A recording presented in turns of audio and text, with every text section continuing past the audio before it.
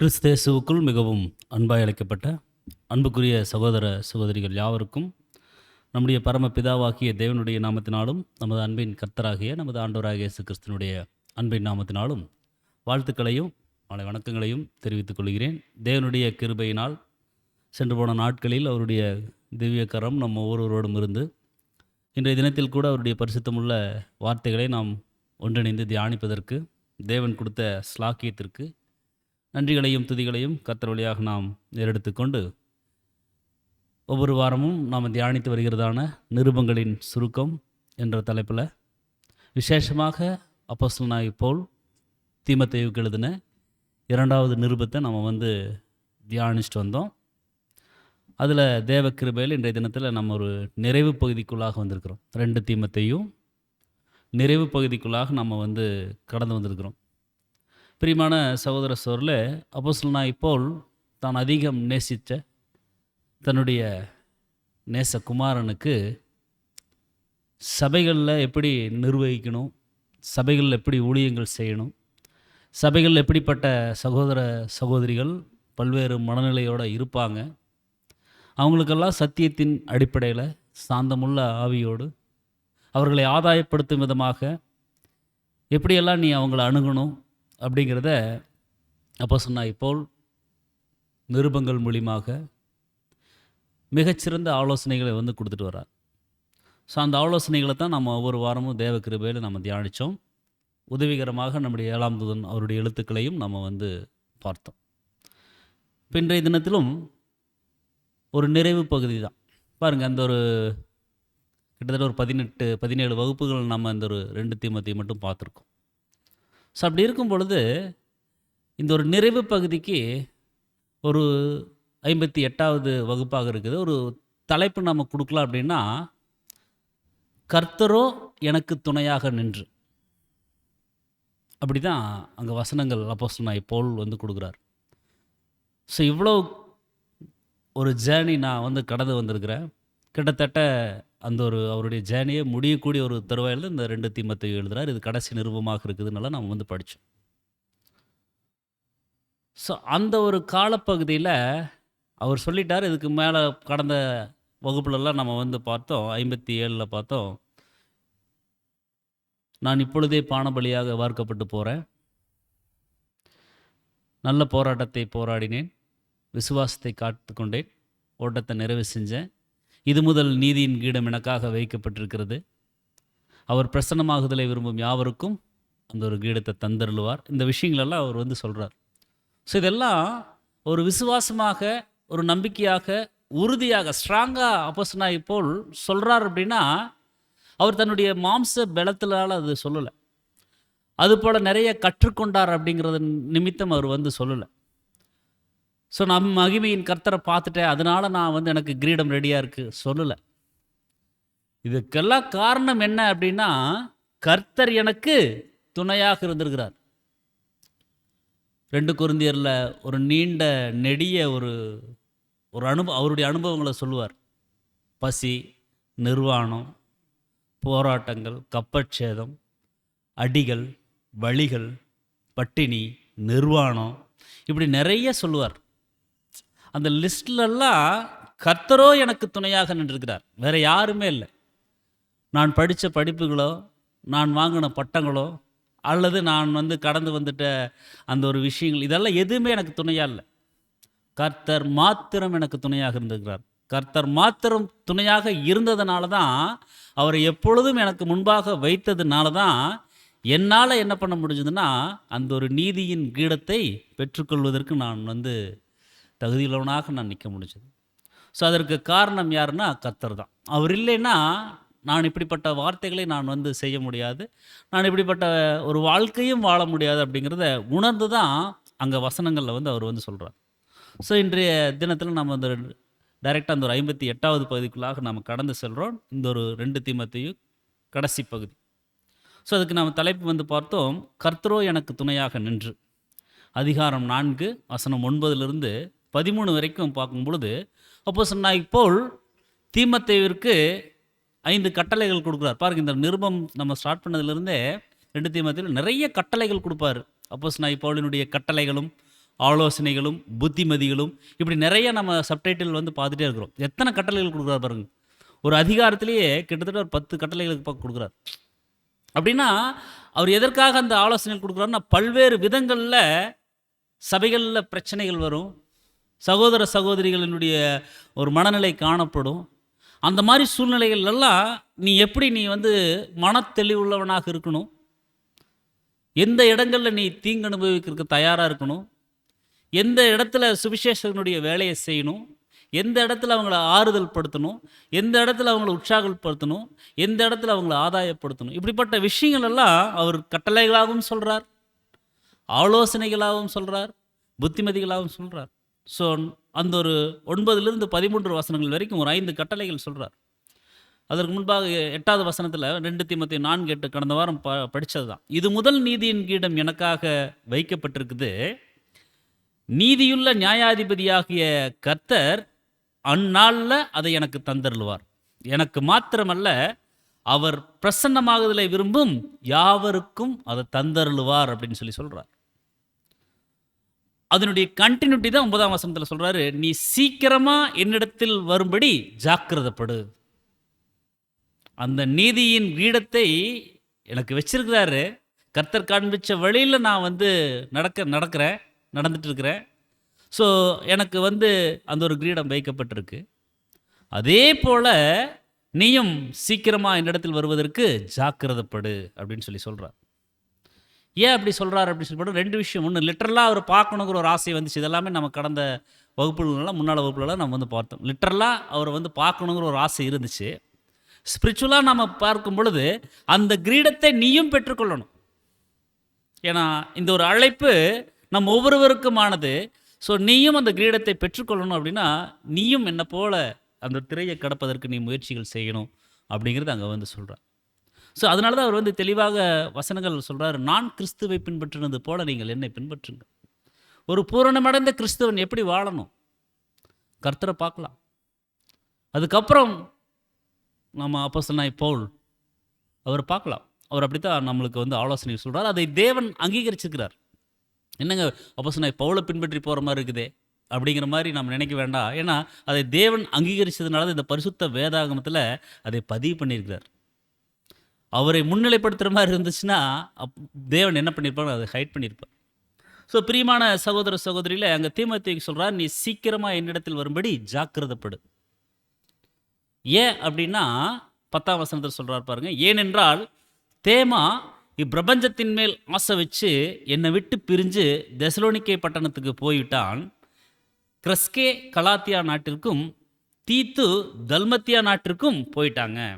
ஒரு 3 பேர் தான் அங்கே சொல்கிறார். தேமாவுக்கு என்ன ஆயிடுச்சுன்னா, இந்த ஒரு பிரபஞ்சத்தின் மேலே ஆசை வந்துருச்சு, அதனால் என்னை விட்டு பிரிஞ்சு தெசலோனிக்கே பட்டணத்துக்கு போயிட்டாரு. அதே மாதிரி கிரஸ்கே அப்படிங்கிற அவர் கூட என்ன பண்ணிட்டாருன்னா கலாத்தியா நாட்டுக்கு போயிட்டாரு.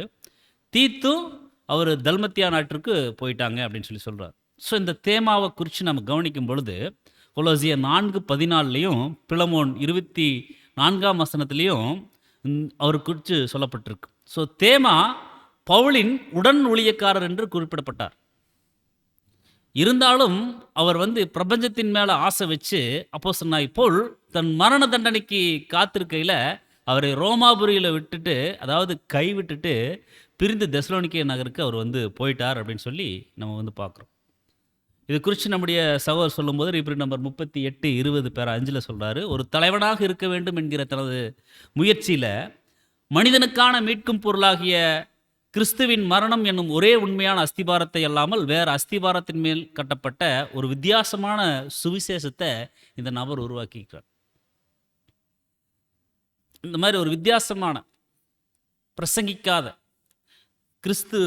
கிறிஸ்துவை குறித்து தவறான விஷயங்களை அங்கே வந்து பரப்பக்கூடிய ஒரு சூழ்நிலையில் இருக்கக்கூடிய அந்த ஒரு காலப்பகுதியில் இவர் பிரபஞ்சத்தின் மேல் ஆசை வச்சு இந்த தேமா என்ன பண்ணிட்டான்னு சொல்லி பார்த்தோம்னா, உண்மையான அஸ்திபாரம் கர்த்தர் தான். அந்த அஸ்திபாரத்தை இல்லாமல் வேற ஒரு அஸ்திபாரத்தின் மீது கட்டப்பட்ட ஒரு வித்தியாசமான சுவிசேஷத்தை இந்த நபர் உருவாக்கியிருக்கான்னு சொல்லி சொல்கிறார். ஸோ இந்த பிரபஞ்சத்தின் மேலே ஆசை அப்படின்னா உலகத்தினுடைய தேவைகள், உலகத்தினுடைய விருப்பங்கள், உலகத்தின் மீது நாட்டம், இதெல்லாம் அவருக்கு இருந்ததுனால அவர் இந்த பிரபஞ்சத்தின் மேலே நம்பிக்கை வச்சிட்டார். ஸோ விசுவாசத்தில் இருந்தும் கிறிஸ்துவின் சீசராக கிறிஸ்துவுக்குள்ளாக தாங்கள் பெற்றிருந்த எல்லா உறவுகளிலிருந்தும் அவர்கள் விட்டு விலகி போனார்கள் என்பதற்கு அத்தாட்சி அளித்துட்டாங்கன்னு சொல்கிறார். ஸோ உலகத்தின் மீது நம்ம அன்பு வச்சுட்டோம், விருப்பம் வச்சுட்டோம் அப்படின்னாலே கிறிஸ்துவின் மேலே நம்மளுக்கு அந்த ஒரு நாட்டம் இல்லைன்னு அர்த்தம். உலகத்தினுடைய விஷயங்கள் அது ஒழிஞ்சு போயிடும். தேவனுடைய சித்தத்தின்படி செய்கிறவங்க தான் நிலைச்சிருக்க முடியும். பிரியமான சகோதரர்களே, நமக்கு முன்பாக திரையை கடந்த எண்ணற்ற பரிசுத்தவான்கள் உலகத்தினுடைய காரியங்கள் மீது நாட்டம் இல்லாதவர்களாக தான் வாழ்ந்துட்டாங்க. ஸோ அப்படித்தான் நம்மளும் வாழணும் அப்படிங்கிறத நம்ம பார்க்குறோம். ஸோ ஒரு எவிடன்ஸ், நம்ம கிறிஸ்துவுக்காக, தேவனுக்காக, சத்தியத்துக்காக வாழ்கிறோம் அப்படிங்கிறத ஒரு சாட்சியாக நம்ம வாழ்ந்து காண்பிக்கணும். ஸோ அதைத்தான் சொல்கிறாங்க. அங்கே தெசலோனிக்கே பட்டணத்தை பிரிஞ்சு போயிட்டாருன்னு படிச்சு இல்லைங்களா. அந்த தெசலோனிக்கே அப்படிங்கிறது பவுலை கைவிட்டு சென்ற பொழுது தேமா தெசலோனிக்கே என்ற மக்கதுனியாவின் இந்நகருக்கு அவர் போயிட்டாருன்னு சொல்கிறாங்க. அடுத்தது கிரஷ்கே அப்படிங்கிறவர் அப்போஸ்தலனாகிய பவுல் கூட இருந்த இந்த ஒரு ஊழியர் பவுலுக்கு மரண தண்டனை அளிக்கப்படுவதற்கு முன்பு கலாத்தியாவுக்கு போயிட்டாரு அப்படின்னு சொல்கிறார்.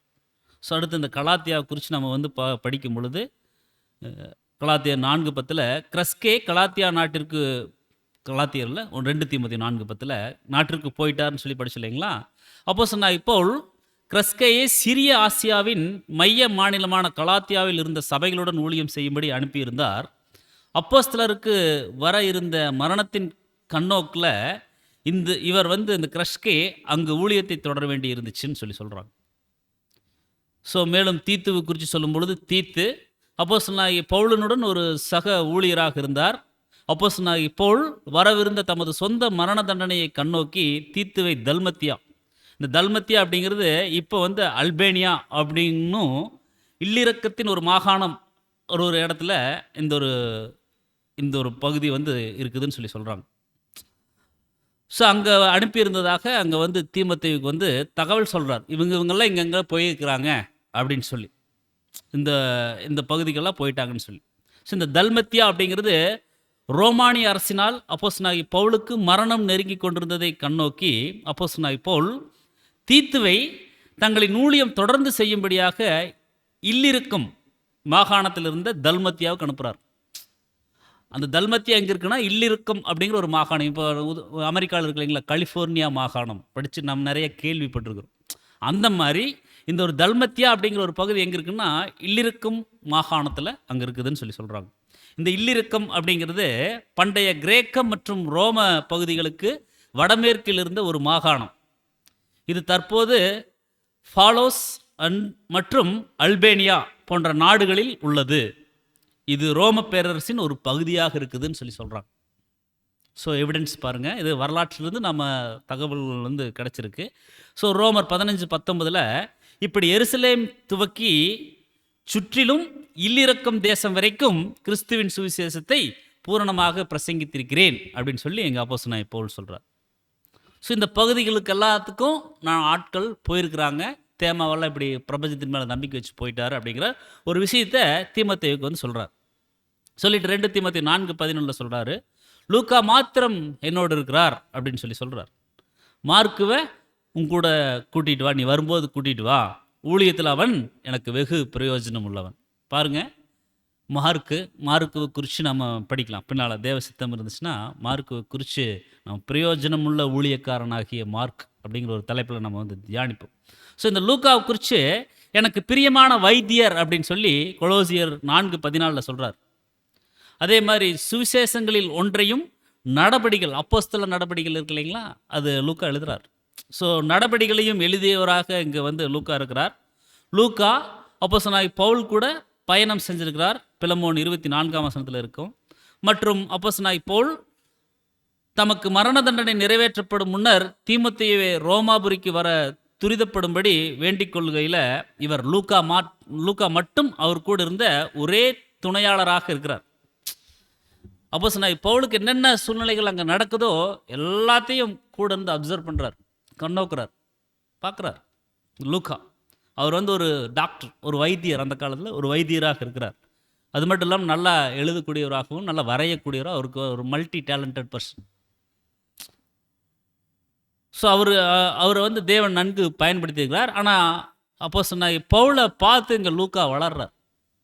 லூக்கா அதுவும் ஒரு தனியான ஒரு சப்ஜெக்ட் தான். அதுவும் நல்ல அவருடைய எப்படிப்பட்ட தகுதிகள் அவருக்கு தேவன் கொடுத்துருக்காரு, அந்த தகுதிகளை அவர் எப்படி தேவனுடைய ஊழியத்துக்கு பயன்படுத்துகிறாருன்னு சொல்லி நம்ம வந்து பார்க்கலாம். அவரும் ஒரு மறைக்கப்பட்ட ஒரு ஹீரோ தான். மறைக்கப்பட்ட ஒரு மனிதராகத்தான் அவர் வந்து வாழ்ந்திருக்கிறார். அடுத்தது மார்க்குவை குறித்து சொல்கிறாரு, சுவிசேஷங்களில் ஒன்றை எழுதியவரும். மார்க் எழுதின நற்செய்தி நூல் படிக்கிறோம் இல்லைங்களா? ஸோ பர்னபாவின் இனத்தாருமான மார்க், பர்னபாவுக்கு ரிலேட்டிவ் மார்க், முதல் ஊழிய பயணத்தில் தம் மாமாவுடன், அதாவது பர்னபா வந்து மாமா ஆகிறார், மாமாவுடனும் அப்போஸ்தலனாகிய பவுலோடும் துணையாக போகிறாங்க. 2 பேரும் 3 பேரும் ஊழியத்துக்கு போகிறாங்க. 3 பேரும் ஊழியத்துக்கு போகும்போது கலாத்தியாவில் அக்குழுவினர் தங்கள் ஊழியத்தை தொடர்வதற்கு தயாராகி கொண்டிருக்கிறாங்க. கலாத்தியா பட்டணத்துக்கு போய் அங்கிருந்து அடுத்த ஊழியங்களுக்கு போகலாம் அப்படின்னு சொல்லிட்டு ரெடி ஆகிட்டு இருக்கும் பொழுது, இவர், அதாவது இந்த மார்க்கு, அந்த முதல் பயணத்தை கைவிட்டு திரும்புகிறார். ஏன் திரும்புகிறார் அப்படின்னா, அப்போஸ்தலனாகிய பவுல் மேஜராக 5 பிரயாணங்கள் மேற்கொண்டிருக்கிறார். அந்த 5 பிரயாணங்களும் முதல் பிரயாணத்தில் கூட இவங்க 3 பேர் போயிருக்கிறாங்க. இவர் வந்து அங்கேருந்து திரும்புகிறார். நான் வந்து வீட்டுக்கு போகணும் அப்படிங்கிற ஒரு மனநிலைக்கு இந்த மார்க் வந்துடுறார். ஸோ அப்படி வந்த உடனே அங்கே அப்போஸ்தலனாகிய பவுல் கொஞ்சம், அவர் வந்து சத்தியத்தின் அடிப்படையில் சொல்கிறார், நீ இப்படி வந்துட்டு திரும்பி போகிறது ஊழியத்தில் அது வந்து சரியாக இருக்குமா, இந்த மாதிரி பண்ணலாமா அப்படிங்கிற அந்த விஷயங்களை அவர் வந்து ரொம்ப சாந்தமாக தான் சொல்கிறார். ஆனாலும் இவர் வந்து திரும்பி போகிறார். ஆனால் இவர் திரும்பி போகிறதுக்கு நம்முடைய மூத்த சகோதரர் என்ன சொல்கிறாருன்னா, அவருக்கு வீட்டு மேலே ஞாபகம் வந்திருக்கும். அதே மாதிரி கப்பல் பிரயாணம் அப்படிங்கிறதுல கொஞ்சம் அவருக்கு கொஞ்சம் சோர்வாயிருப்பார். இதெல்லாம் வந்து அவருக்கு சரிவர அவருக்கு பயன்படுத்த முடியாத நிமித்தமாக ஒரு சோர்வு அவருக்குள்ளே வந்து, நான் திரும்பி போகிறேன் அப்படின்னு சொல்லி அங்கே வந்து சொல்லியிருக்கார். ஸோ அப்படி போகலான்னு சொல்லும்போது சரி போங்கன்னு சொல்லி அனுப்பிச்சி விட்டுறாங்க. ஸோ இவர் அந்த முதல் பயணத்தை வந்து பாதிலேயே கைவிட்டுட்டு இவர் திரும்பிடுறார். 2ஆம் பயணத்தில் பயண துணையாளராக இவர் வந்து அப்போஸ்தலனாகிய பவுல்னால ஏற்றுக்கொள்ளப்படாது இருந்தார். செகண்ட் ஜேர்னியில் வந்து இவர் வந்து கூட்டிகிட்டு போகலான்னு சொல்லி அங்கே பர்னபா சொல்கிறாரு. அதுக்கு அப்போஸ்தலனாகிய பவுல் வந்து சொல்லிட்டாங்க, வேண்டாம். அவர் வந்து ஆரம்பத்திலேயே என்ன பண்ணிட்டார், நம்ம கூட வந்துட்டு பாதியில் திரும்பி போயிட்டார். மறுபடியும் ஊழியத்துக்கு இவரை கூட்டிகிட்டு போனோம்னா மறுபடியும் வந்துட்டு இடையில நான் திரும்பி போகிறேன்னு சொன்னார்னா அது சரியாக வராது அப்படின்னு சொல்லி அவங்க வந்து பேசுகிறாங்க. அப்போ அவங்களுக்குள்ள என்ன ஆகுது சொல்லப்பட்டோன்னா, அப்போஸ்தலனாகிய பவுலுக்கும் பர்னபாவுக்கும் ஒரு ஆர்குமெண்ட், ஒரு வாக்குவாதம், ஷார்ப் ஆர்குமெண்ட், ஒரு கூர்மையான ஒரு விவாதம், அவ்வளோதான். மற்றபடி சண்டை போட்டு பிரியல. எல்லாரும் இன்றைக்கி அப்படி தானே சொல்கிறாங்க, 2 பேருக்குள்ள வாக்குவாதம் வந்து சண்டை போட்டு பிரிஞ்சுட்டாங்க. அப்படியெல்லாம் இல்லை, ஒரு கடும் விவாதம், அதுலேயும் ஷார்ப், அந்த பாயிண்ட் மட்டும்தான். இந்த மாதிரி அவர் பாதியில் திரும்பிட்டார், அவர் வேண்டாம் அப்படின்னு இவர் சொல்கிறார். ஆனால் அவருக்கு ஒரு வாய்ப்பு கொடுக்கலாமே அப்படின்னு பர்னபா சொல்கிறார், அவ்வளோதான். சரி அப்படியா, சரி ஓகே, நீங்கள் அவரை வச்சு நீங்கள் ஊழியங்கள் நீங்கள் தொடருங்க, நானும் என்னுடைய ஊழியங்களை நான் வந்து தொடர்றேன் அப்படின்னு சொல்லி 2 பேரும் பிரிகிறாங்க, டிவைட் ஆகுறாங்க 2 பேர். ஸோ அவங்க பிரிஞ்சு தனித்தனியாக போய் அங்கே ஊழியங்கள் செய்கிறாங்க. பாருங்கள், பர்னபா மார்க்குவை கூட்டிகிட்டு போகிறார் ஊழியத்துக்கு. அதே அப்போஸ்தலனாகிய பவுல் அங்கே வந்து சீலாவை தேர்ந்தெடுத்து அங்கே கூட்டிகிட்டு போகிறார். ஸோ அப்போஸ்தலனாகிய பவுலும் சீலாவும் ஒரு ஒரு ஒண்டர்ஃபுல் கம்பேனியன் தான், அருமையான இணைகள் தான். அது கூட நாம் ஒரு பாடம் பார்க்கலாம், சிறியவனும் சில்வானும் அப்படிங்கிற ஒரு தலைப்பில். ஸோ இருவரும் அருமையாக ஊழியங்களை வந்து பிரிஞ்சு போனாலும் அவங்க வந்து தொடர்ந்து அவங்க வந்து செய்கிறாங்க. ஸோ இருந்தாலும் அப்போஸ்தலனாகிய பவுல் தனது மரண தண்டனையை பற்றி ஆழ்ந்து சிந்தித்து கொண்டிருக்கிறார் அந்த ரோமாபுரியில். அப்படி சிந்தித்து கொண்டிருக்கும் பொழுது மார்க்கு ஊழியத்தில் அப்போஸ்தலனாகிய பவுலுக்கு உதவி இருக்கிறதுனால அவரை கூட்டிக் கொண்டு வரும்படி தீமோத்தேயுவுக்கு வேண்டுகோள் விடுக்கிறார். மார்க்கு வேண்டான்னு சொன்னார். மார்க்கு வேண்டான்னு சொன்னவர் அவரை பார்க்கணும், ஏன்னா அவர் எனக்கு ஊழியத்தில் வெகு பிரயோஜனம் உள்ளவராக இருக்கிறார். ஸோ பிரயோஜனமுள்ள ஊழியக்காரனாகிய மார்க், அப்படிதான் அவர் வாழ்ந்திருக்கிறார். அப்படி ஊழியத்திற்கு பிரயோஜனமாக வரணும் அப்படின்னு சொல்லி அவர் தயார் பண்ணதார் அப்படின்னு சொல்லி பார்த்தோம்னா, ஆறுதலின் மகன் என்று பேர் பெற்ற பர்னபா. அந்த பர்னபா தான் அவருக்கு வந்து என்ன பண்ணுறாருன்னா புத்தி சொல்கிறார். ஊழியத்தில் வந்துட்டு பாதியில் திரும்பக்கூடாதுப்பா, கலப்பையின் மேலே கையை வச்சுட்டு பின்னிட்டு பார்க்குற எவனும் தேவனுடைய ராஜ்யத்துக்கு தகுதி இல்லாதவனாயிருவான்ப்பா, இப்படியெல்லாம் போகக்கூடாது. நம்ம ஊழியத்துக்குன்னு வந்தாச்சுன்னா தேவனுக்குன்னு ஊழியம் செய்யணும், கடைசி வரைக்கும் தேவன் அனுமதி வரைக்கும் செய்யணும், நம்ம திரும்ப வரக்கூடாது அப்படின்னு சொல்லி அங்கே ஆலோசனைகள் சொல்லி, புத்திமதிகள் சொல்லி, சத்தியங்களை எடுத்து சொல்லி பர்னபா என்ன பண்ணாருன்னா மார்க்கு ஒரு சுவிசேஷத்தையே எழுத வச்சிட்டார். அதுதான் மார்க் எழுதின சுவிசேஷம்.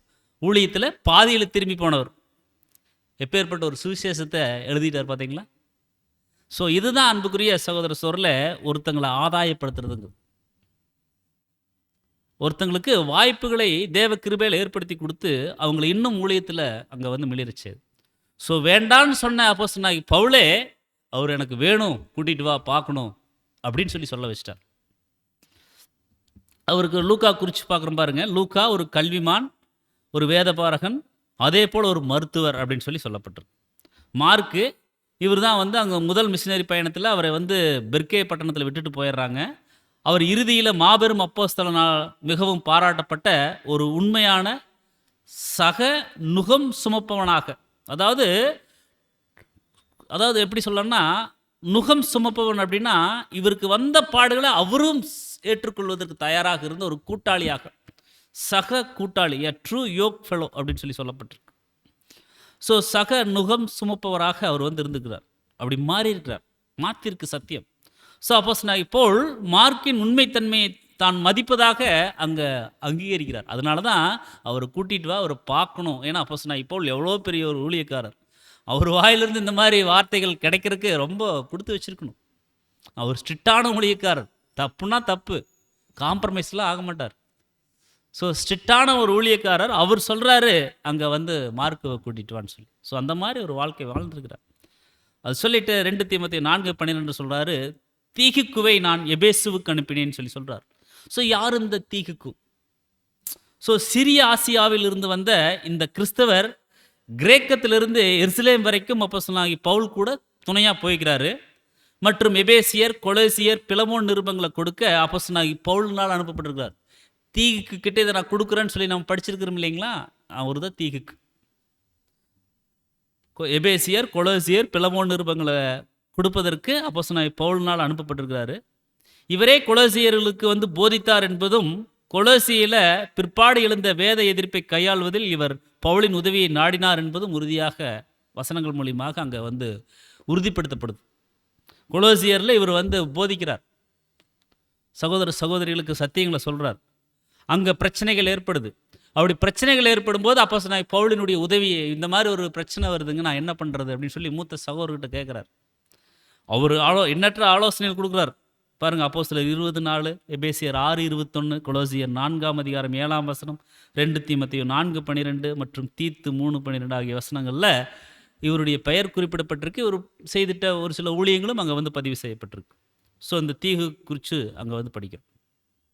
அதே போல் 2 தீமோத்தேயு 4:13 துரோவா பட்டணத்தில் இருக்கிற கார்ப்பு என்பவன் வசத்தில் நான் வைத்து வந்த மேலங்கியையும் புஸ்தகங்களையும் விசேஷமாக தோல் சுருள்களையும் நீ வருகிற போது எடுத்துக்கொண்டு வா.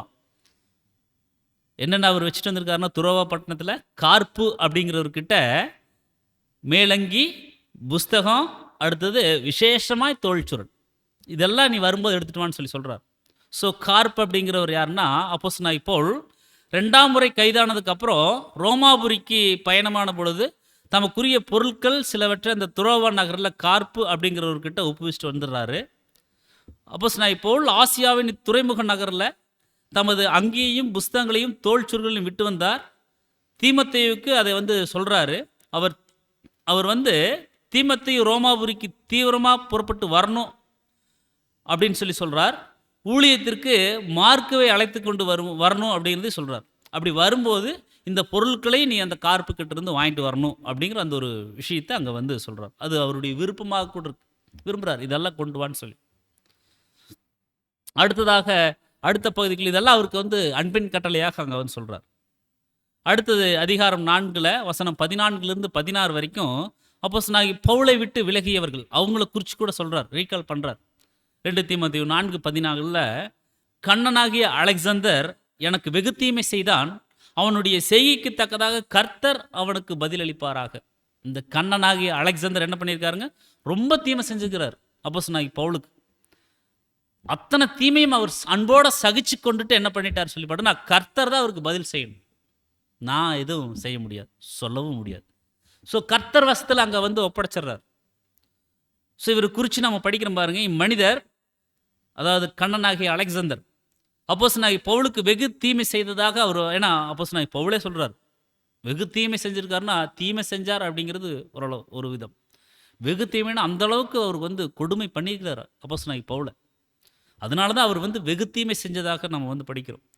ஒருவேளை அவர் இவரை அதிகாரிகளுக்கு காட்டிக் கொடுத்து, இவர் கடைசியில் கைதாவதற்கு காரணமாக கூட இருந்திருக்கலாம். ஏன்னா மிகப்பெரிய ஒரு மரணம். அது தேவ சித்தம் இருக்கு. இருந்தாலும் இவர் வந்து அந்த சத்தியங்கள் மென்மேலும் வளராமல் இருப்பதற்கு முடிஞ்ச அளவு இவர் இடைஞ்சல் பண்ணியிருக்கிறார்.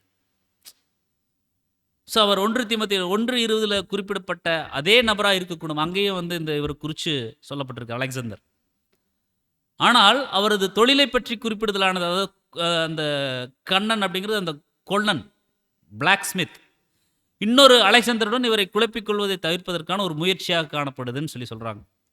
ஸோ அவரை குறித்து ஜாக்கிரதையாக இருக்கும்படி அப்போஸ்தலனாகிய பவுல் தீமோத்தேயுவுக்கு எச்சரிக்கை செய்கிறார். ஸோ இந்த அலெக்சாந்தர் குறித்து நம்முடைய சகோதரர் சொல்லும் பொழுது, சபையையும் சத்தியத்தையும் சீர்குலைப்பதற்கு துளியும் கவலைப்படாதிருக்கிற பெருமை, லட்சியம் மற்றும் பொறாமை என்பவைகளின் பரிசுத்தமற்ற நோக்கங்களை அப்போஸ்தலனாகிய பவுல் தெளிவாக அங்கே என்ன பண்ணுறாரு சொல்லி பார்த்தோன்னா அம்பலப்படுத்துகிறார். ஒருவேளை கிறிஸ்தவ மதத்திற்கு மாறி பின்னர் விசுவாசம் துரோகம் செஞ்சவராக இந்த கண்ணனாகிய அலெக்சாந்தர் இருக்கலாம் அப்படின்னு சொல்றாங்க. ஸோ நிறைய தீங்கு செஞ்சுக்கிறார். அப்படிப்பட்ட தீங்கு செஞ்சவரை கூட நான் எதுவுமே சொல்லலை, தேவ சமூகத்தில் நான் விட்டுறேங்கிறார். இதெல்லாம் தான் அன்புக்குரிய ஒரு சொல்ல நாம் பின்பற்றக்கூடிய ஒரு மாதிரிகளாக இருக்கு. நம்மளுக்கு தீங்கு செஞ்சவர்களுக்கு நம்ம எதுவும் செய்ய வேண்டாம், தேவனே நீங்கள் பார்த்துக்குங்கன்னு சொல்லிடுங்க, அவ்வளோதான். அவரை விட யாரும் தீர்ப்பு செய்ய முடியாது. தேவன் தான் நியாயாதிபதி, அவர் தான் சரியாக தீர்ப்பு செய்வார். ஸோ அவர் சமூகத்தில் நாம் விட்டுறணும். ஸோ கர்த்தர் அவனுக்கு பதிலளிப்பாராக அப்படின்னா 1000 ஆண்டு யுகத்தின் போது அவருக்கு உண்டான விஷயங்கள், அவங்க செஞ்ச நன்மை செஞ்சால் நன்மை கூட வரும், தீமை செஞ்சால் தீமை கூட வரும். ஸோ அது கூட தேவன் பாருங்கள், அன்புள்ள தேவன் அவங்களை தண்டிக்க மாட்டார், ஒரு வாய்ப்புகளை ஸ்லாக்கியங்களை உங்களுக்கு வந்து ஏற்படுத்தி கொடுப்பார் அப்படிங்கிறத நம்ம வந்து பார்க்கணும்.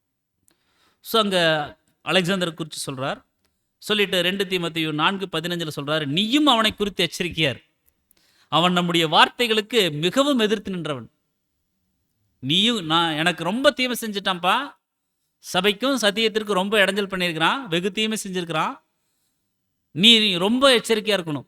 நான் ரொம்ப அவேராக தான் இருந்தேன், நீயும் எச்சரிக்கையாரு. அதே சமயம் நீ எதுவும் அவனை குறித்து தீர்ப்பெல்லாம் நீ சொல்லிட வேண்டாம். அவன் நம்முடைய வார்த்தைகளுக்கு, அதாவது தேவன் கொடுத்துருக்கக்கூடிய அந்த சத்தியத்திற்கு மிகவும் எதிர்த்து நிற்கக்கூடியவராகத்தான் இருக்கிறார்னு சொல்கிறார். ஸோ சபையை மகா பரிசுத்தமான விசுவாசத்தில் கட்டுவதற்கான அப்போஸ்தலனாகிய பவுல் எடுத்த முயற்சிகளுக்கு எதிராக அவர் வந்து என்ன பண்ணுறாருன்னு சொல்லி பார்த்தோம்னா, அசத்தியங்களை அல்லது விசுவாச துரோகங்களை அவர் வந்து ஏற்படுத்துகிறார். ஸோ அவருக்கு ரொம்ப கவனமாக நீ இருக்கணும் அவர் விஷயத்தில் அப்படின்னு சொல்கிறார். சொல்லிட்டு 4:16 சொல்கிறார், நான் முதல் விசை உத்தரவு சொல்ல நிற்கையில் ஒருவனும் என்னோட கூட இருக்கவில்லை, எல்லாரும் என்னை கைவிட்டார்கள், அந்த குற்றம் அவர்கள் மேல் சுமராதிருப்பதாக. ஸ்தேவானை நினைவுபடுத்துகிறார் பாருங்க. ஸ்தேவான் அவங்க கல்லெடுத்து அடிக்கும்போது இது வந்து அவங்க இந்த பாவம் அவங்க மேலே சுமராத இருக்கட்டும் சொல்லி ஜெபிக்கிறார் தேவனை நோக்கி. இவர் கண்ணால் பார்க்குறார், சவுளாக இருந்து அங்கே பார்க்குறார். அதையே மைண்டில் நிறுத்தி, சிந்தையில் நிறுத்தி அந்த குணலட்சணத்தை இங்கே காமிக்கிறார் பாருங்க. ஸோ இதை இப்போ நம்ம கூட இதெல்லாம் படிக்கிறோம், கேட்குறோம். அப்படிங்கும்போது நம்ம இந்த குணலட்சணத்தை நம்மளுக்கு இப்படி ஒருத்தங்க தீமை செய்யும் பொழுது நாம் இப்படி தான் தேவன்கிட்ட நம்ம ஜெபிக்கணும்.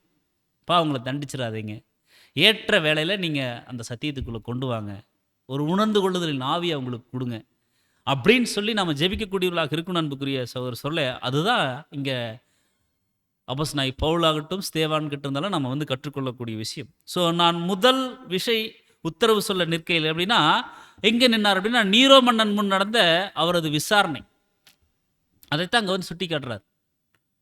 நீரோ மன்னன் கிட்ட ஒரு விசாரணை நடந்துச்சு, அந்த விசாரணையில் அவர் நிற்கும் பொழுது அந்த விஷயங்களை சொல்கிறார். ஒருவனும் என் கூட இருக்கவில்லைன்னா சத்தியத்தை முறியடிப்பதற்கான எதிராளியின் தாக்குதலுக்கு எதிராக சத்தியத்தை தற்காக்க. அங்கே ஜனங்களுக்கு பயம் மிகவும் அதிகமாக இருந்துச்சு. அதே சமயம் அப்போஸ்தலனுடைய பேச்சு துணிச்சல் மிக்கதாக இருந்தபடினால அவர் அனைவராலும் கைவிடப்பட்டார். நீரோ மன்னன் தானே இருக்கட்டும், அங்கே ரொம்ப தைரியமாக பேசுகிறார், அவர்கிட்ட தைரியமாக பேசுகிறார். ஸோ அதான் இங்கே சகோதரர் சொல்லும்போது அப்போஸ்தலனுடைய பேச்சு துணிச்சல் மிக்கதாக இருக்குது. ஸோ துணிச்சல் மிக்கதாக இருக்கிறதுனால இவருக்கு சப்போர்ட் பண்ண எங்கே நம்மளுக்கு பிரச்சனை ஆயிருமோன்னு சொல்லி அவங்க வந்து பயப்படுறாங்க. ஸோ ஒருவரும் அவர் கூட இல்லை. எல்லாரும் என்னை கைவிட்டார்கள். ஸோ அவர் மீது நம்பிக்கை வைத்திருந்த சிலரும் தங்கள் நம்பிக்கையை இழந்துட்டாங்க. மேலும் சோதனை தீவிரமான போது அவரை கைவிடவும் செஞ்சுட்டாங்க. யாருமே கூடல. ஸோ யாருமே கூடல, எல்லாரும் கைவிட்டுட்டாங்க. எல்லாரும் கைவிட்டா தான் பிரியமான சகோதர சகோதரர்களே ஒரு மிராக்கிள் நடக்கும். எல்லாரும் கைவிட்டா தான், நம்மளை சுற்றி இருக்கிறவங்க எல்லாரும் கைவிடணும். அப்போ தான் ஒரு மிராக்கிள் நடக்கும். என்ன மிராக்கிள் நடக்கும் அப்படின்னா, வசனம் 17-18 சொல்கிறார், கர்த்தரோ எனக்கு துணையாக நின்று. எல்லாரும் என்னை விட்டு போகிறாங்க, போகட்டும். ஆனால் என்னை அழைத்த தேவன், அடிச்சுவடுகளை விற்று போன கர்த்தர் என்னை விட்டு ஒரு இமை பொழுது கூட விலக மாட்டார். ஒரு இமை பொழுது கூட விலக மாட்டார். அப்படிப்பட்ட வாக்கு தத்தம் எனக்கு கொடுத்துருக்குறாங்க. அப்படிதான் அங்கே ஸ்ட்ராங்காக அப்போஸ்தலனாகிய பவுல் நம்புறார். ஸோ கர்த்தரோ எனக்கு துணையாக நின்று, 2 தீமோத்தேயு 4:17 கர்த்தரோ எனக்கு துணையாக நின்று என்னாலே பிரசங்கம் நிறைவேறுகிறதற்காகவும் புறஜாதியார் கேட்கிறதற்காகவும் என்னை பலப்படுத்துறாரு. சிங்கத்தின் வாயிலிருந்தும் நான் ரட்சிக்கப்பட்ட. அப்படின்னா சிங்கம் போல பாருங்க, கர்த்தருக்கு இப்படித்தான் இருந்துச்சு. பாசான் தேசத்து பலத்த எருதுகள் அவரை சூழ்ந்து கொண்டுச்சு. கர்ஜிக்கிற சிங்கம் போல எல்லாரும் வாயை திறக்கிறாங்க.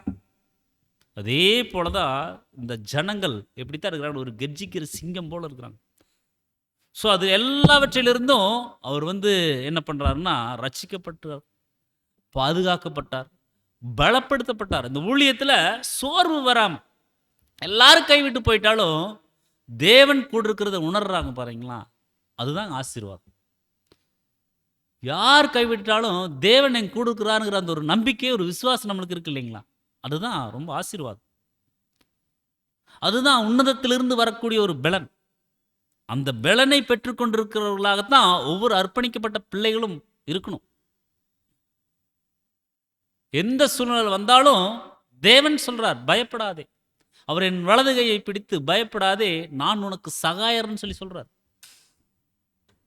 ஸோ அதை நம்ம விசுவாசிக்கக்கூடியவர்களாகத்தான் இருக்கணும். அன்புக்குரிய சகோதர சகோதரிகளே, பலப்படுத்துவார். சகல இக்கட்டுகளிலிருந்தும் நம்மளை பாதுகாத்துக் கொள்வார். ஸோ அதை நம்ம விசுவாசிக்கக்கூடியவர்களாக இருக்கணும். ஸோ அங்கே பிரசங்கம் பண்ணுறதற்கு பல்வேறு இடையூறுகள் வந்துட்டாலும் அங்கே கர்த்தர் பலப்படுத்துகிறார். அதை தான் சொல்கிறார் அப்போஸ்தலனாகிய பவுல் தைரியத்துடன் தேவனுடைய வார்த்தை அங்கே பேசுகிறார். இது சுவிசேஷத்தை புறஜாதிகளுக்கு முழுமையாக அறியப்பட வைப்பதற்கு அங்கே அனுமதிக்குது. எதுக்காக தேவன் அவருக்கு பலன் கொடுக்குறாரு, எதுக்காக கர்த்தர் துணையாக நிற்கிறாங்க அப்படின்னா, அங்கே புறஜாதிகளுக்கு சத்தியத்தை சொல்லணும், சத்தியம் போய் சேரணும். ஸோ அதுக்கு அங்கே துணையாக அங்கே தேவன் நிற்கிறாங்க. ஸோ நம்முடைய 7ஆம் தூதன் சொல்லும்பொழுது அர்ப்பணிக்கப்பட்ட ஒவ்வொருவருக்கும் மனித சக்திக்கு அப்பாற்பட்ட விசேஷித்த பாதுகாப்பு இருக்குதுன்னு சொல்கிறார். உண்மைதான், நம்மளுக்கு விசேஷித்த பாதுகாப்பு மனித சக்திக்கு அப்பாற்பட்டு இருக்குது. அதை நம்ம விசுவாசிக்கணும். ஸோ அப்படித்தான் அவர் பாதுகாத்திருக்கார். ஸோ நம்மையும் பாதுகாப்பாருங்கிற ஒரு வாக்குத்தத்தம் நம்மளுக்கு கிடைக்குது. அடுத்து சொல்கிறார் 2 தீமோத்தேயு 4:18 கர்த்தர் எல்லா தீமையினின்றும் என்னை ரட்சித்து தம்முடைய பரம ராஜ்யத்தை அடையும்படி காப்பாற்றுவார். அவருக்கு சதா காலங்களிலும் மகிமை உண்டாவதாக ஆமென் அப்படின்னு சொல்லி சொல்றார். இவர் இந்த கடைசியா நிறைவு பெறக்கூடிய பகுதியில் அவர் எப்படி பேசுறாருன்னு பார்க்குறோம் பாருங்க. எல்லாமே எனக்கு தருவாரு, வச்சிருக்கிறாரு, பெற்றுக்கொள்வேன், தீமையிலிருந்து காத்து கொண்டாரு, பலப்படுத்தினாரு, இப்படி தான் சொல்றார். பலப்படுத்துவார்னு சொல்லல, பலப்படுத்தினார். புரியுதுங்களா? பலப்படுத்தினார் அப்படின்னா நம்ம எப்படி அதை காப்பாற்றுவார் அப்படிங்கிறத நம்ம எப்படி புரிஞ்சுக்கலாம்? எல்லா விதமான இக்கட்டுகள், தீமைகள், நாச மோசங்கள் எல்லாத்துலேயும் துணையாக நின்று கரம் பிடிச்சு காப்பாத்திருக்கான்னு சொல்லி சொல்றார். ஸோ சதா காலங்களிலும் அவருக்கு தான் அந்த ஒரு மகிமை, அந்த ஒரு கணம், துதி எல்லாமே உண்டாகணும் அப்படின்னு சொல்லி சொல்றார். ஸோ எல்லா தீமை அப்படின்னா கடைசி சத்துருவாகிய மரணம் உட்பட. இது நாம் முதலாம் உயிர்த்தெழுதலில் பங்கடையும் போது நடந்தேறும் சொல்லி சொல்றார். ஸோ மரணம் அப்படிங்கிறது அன்புக்குரிய சகோதரர், இன்னைக்கு உலகத்தின் மக்களுக்கு அந்த மரணம் அப்படிங்கிறது ஒரு ரொம்ப வலி, ரொம்ப வேதனை, அது தாங்க முடியாத ஒரு விஷயம். ஆனால் அர்ப்பணிக்கப்பட்ட ஒவ்வொருவருக்கும் அது ஒரு விடுதலை, மாபெரும் விடுதலை மரணம் அப்படிங்கிறது. ஏன்னா அன்புக்குரிய சகோதர சொல்ல, நம்ம நம்ம உண்மையாக தேவனுடைய வழியில் நம்ம நடந்துட்டு இருந்துட்டோம் அப்படின்னா, சத்தியத்தின்படி நம்முடைய வாழ்க்கை இருந்துருச்சு அப்படின்னா, நம்ம வெயிட் பண்ண தேவையில்லை. மரிச்சா உடனே நாம் என்ன பண்ணலாம்? கர்த்தரோடு போய் சேரலாம். அந்த ஒரு கன்ஃபர்மேஷன் நம்ம வந்து சரியா வச்சிருக்கணும். என்னுடைய வாழ்க்கை சத்தியத்தின்படி இருக்குதா நான் வாழக்கூடிய வாழ்க்கை? அப்படி இருந்துச்சு அப்படின்னா, நம்மளுக்கு மரணம் நிச்சயமாக ஒரு ஆசீர்வாதம் தான். ஏன்னா, மரணம் அடைஞ்சிட்டோம் அப்படின்னா, அடுத்த நிமிஷம் நாம வந்து இங்க வெயிட் பண்ணவெல்லாம் தேவையில்லை. உடனடியாக அவர் கூட நாம என்ன பண்ணலாம்? சேர்ந்து கொள்ளலாம். இப்படிப்பட்ட ஒரு ஆசீர்வாதம் இருக்கு பாருங்க. ஸோ நம்மளுக்கு இருந்தா, உண்மையா ஒரு வேத மாணவர்கள் அப்படின்னா, இருந்தா தேவனுடைய ஊழியம் செய்யறதுக்காக இருக்கணும். இறந்தா தேவ சித்தத்தின்படி இறந்து போயிடணும். 2 ஆப்ஷன் தான். இருக்கிற வரைக்கும் தேவனுடைய வேலை செய்யணும். கோர்ஸ் முடியுதா தேவ சித்தத்தின்படி செஞ்சு முடிச்சிடணும். ஸோ மரணம் அப்படிங்கிறது வேத மாணவர்களுக்கு பயம் அல்ல, பயப்படக்கூடாது. தேவன் எது செய்தாலும் அவருடைய பிள்ளைகளுக்கு சகலத்தையும் நன்மைக்கு எதுவாகத்தான் செய்வாருங்கிற ஒரு விசுவாசம் நம்மளுக்கு வேணும். ஸோ கடைசி சத்துருவாகிய மரணத்தையும் நம்ம வந்து ஜெயிக்கலாம். ஜெயம் கொண்டவர் நமக்கு முன்பாக இருக்கிறார். ஸோ நம்மளும் ஜெயம் கொள்ளலாம். ஸோ எதிராளி மற்றும் அவரது குருடாக்கப்பட்ட தூதரின் அனைத்து சூழ்ச்சிகளிலிருந்தும் நம்மளை வந்து ரட்சித்து காத்துக்கொள்வார். எதற்காகனா தம்முடைய பரம ராஜ்யத்தை அடையும்படி. ஸோ பரம அழைப்புக்கு பங்குள்ளவர்களுக்கு தான் தேவன் அவருடைய பரம ராஜ்யத்தை கொடுப்பார். அப்படிதான் அப்போஸ்தலனாகிய பவுல் சொல்றார், பரம அழைப்புக்கு பங்குள்ளவராகிய பரிசுத்த சகோதரரை, அப்படிதான் சொல்றார். ஸோ நம்ம மண்ணானவனுடைய சாயலை நாம் அணிந்திருக்கிறது போல வானவருடைய சாயலையும் நாம் அணிந்து கொள்ளணும். முந்தின ஆதாம் மண்ணில் உருவாக்கப்பட்டார். ஸோ அந்த ஒரு தேகம் நம்மளுக்கு இருக்கு. ஸோ இந்த தேகம் விழுகணும். விழுந்து வானவருடைய சாயல்ல என்ன பண்ணணும்? உருவாகணும். ஸோ பிந்தின ஆதாம் உயிர்ப்பிக்கிற ஆவியாக இருக்கிறார் கர்த்தர். ஸோ பிரியமான சகோதர சகோதரிகளே, நாம் வானவருடைய சாயலை அணிந்து கொள்ளக்கூடியவர்களாக இருக்கணும். ஸோ இது ஒரு பரலோக ராஜ்யம், இது ஒரு பரலோக ராஜ்யம், ஹெவன்லி கிங்டம். அதன் இருப்பிடத்தின் காரணமாக அல்லாமல் மாறாக அதன் இயல்பின், அதாவது சுவாபத்தின் காரணமாக இது பரமராஜ்யமாக இருக்குது. பரலோகம் என்பது ஆவிக்குரிய என்பதை அது அர்த்தப்படுத்தக்கூடியதாக இருக்குது. ஏன்னா பரலோகம் அப்படின்னாலே அது ஆவிக்குரிய ஒரு பாகம், spiritual kingdom, spiritual base. So அந்த ஒரு இடத்திற்கு போவதற்காகத்தான் தேவன் நம்மளை தயார் பண்ணிட்டு இருக்கிறார். ஸோ அங்க சொல்றார், தம்முடைய பரம ராஜ்யத்தை அடையும்படி காப்பாற்றுவார்னு சொல்றார். இவ்விதமாக அப்போஸ்தலனாகிய பவுல் கர்த்தர் தன்னை அவரது பரலோக ராஜ்யத்தை அடையும்படி காத்துக்கொள்வார் என்று எதிர்பார்க்கிறார். அந்த கிருபைகளையும் அவர் பெற்றும் கொள்றார் அப்படிங்கிறத நம்ம வந்து பார்க்கிறோம். ஸோ கடைசியாக நிறைவை நோக்கி அவர் வர்றார். 2 தீமோத்தேயு 4ஆம் அதிகாரம் வசனம் 19 22 வரைக்கும் நிறைவு பகுதிக்குள்ள வந்துட்டாரு. சகோதரர்களுக்கு வாழ்த்துதல் சொல்றார். ஸோ வாழ்த்துதல் சொல்றார் அப்படின்னாலே இந்த ஒரு 2 தீமோத்தேயுனுடைய நிருபத்தினுடைய முடிவுரைக்கு வந்துட்டார். ஃபைனல் முடிவுரை எப்படி முடிக்கிறார் பாருங்க. 2 தீமோத்தேயு 4:19 சொல்றாரு, பிரிஸ்கில்லாளுக்கும் ஆக்கிலாவுக்கும் ஒனோசிப்போரின் வீட்டாருக்கும் என் வாழ்த்துதலை சொல்லுன்னு சொல்றார். ஸோ பிரிஸ்கில்லாள் அப்படின்னா இவங்களை குறித்து நம்ம படிக்கிறோம் பாருங்க. பொந்து நாட்டிலிருந்து வந்த இவர்களுக்கு அப்போஸ்தலனாகிய பவுல் தீமோத்தேயுவின் மூலம் வாழ்த்துக்களை வந்து சொல்றாரு. அப்போஸ்தலனாகிய பவுல் கொரிந்து நகரில் ஆக்கிலாவுடனும் அவர் மனைவி பிரிஸ்கில்லாளுடனும், அதாவது கூடார தொழில் செய்பவங்க இவங்க 2 பேரும், ஆக்கிலா அவர் மனைவி பிரிஸ்கில்லா. ஸோ அங்கே வந்து கூடார தொழில் செய்பவங்க வேலை செய்கிறாங்க. அவங்க கிட்ட கூடாரம் போட்டு இவர் பழகிக்கிறார் அப்போஸ்தலனாகிய பவுல்.